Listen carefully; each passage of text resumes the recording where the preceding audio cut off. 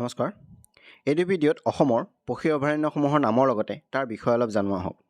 অসমৰ পক্ষী অভয়াৰণ্যসমূহ হ'ল দীপৰ বিল। দীপৰ অসমৰ এখন সৰ্ববৃহৎ বিল। এই বিলখনকে সামৰি গঠন কৰা হৈছে দীপৰ বিল পক্ষী অভয়াৰণ্য। 1971 চনত ইৰাণৰ ৰামছাৰ চহৰত অনুষ্ঠিত আন্তঃৰাষ্ট্ৰীয় সৰোবৰ সন্মিলনত দীপৰ বিলক আন্তঃৰাষ্ট্ৰীয় সৰোবৰ ৰূপে স্বীকৃতি দিয়া হয়।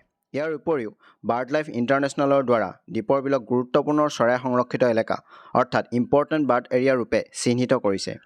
এই অভয়াৰণ্যত প্ৰায় 120 বিধ বিভিন্ন প্ৰজাতিৰ চৰাই আৰু হাঁস, হলৌ বান্দৰ, হাতী, বাঘ পোৱা যায়।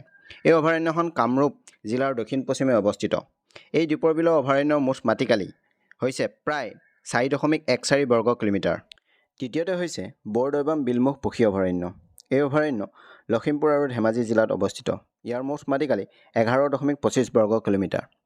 চৰকাৰৰ প্ৰস্তাৱিত এই পক্ষী উদ্যানত বিভিন্ন স্থানীয় পক্ষীৰ সমাগম ঘটাৰ লগতে বসন্তকালত বিশ্বৰ বিভিন্ন ঠাইৰ পৰা বিভিন্ন প্ৰজাতিৰ পক্ষীৰ আগমন ঘটে।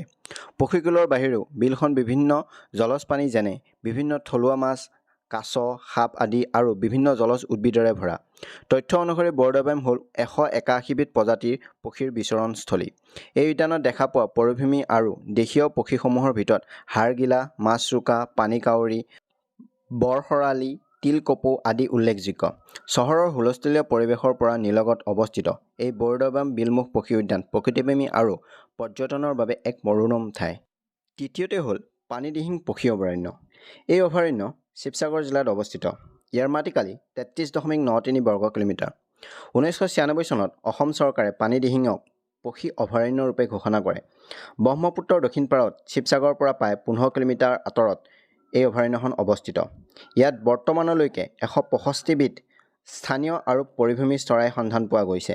চৰাইসমূহৰ ভিতৰত দেওহাঁহ, শৰালী, চাকৈছ, কুৱা, ধৃতৰাজ, কামচৰাই আদি প্ৰধান। বিভিন্ন প্ৰজাতিৰ জলজ উদ্ভিদ আৰু ঘাঁহনিৰ বাবে পানীদিহিং বিখ্যাত। ধন্যবাদ।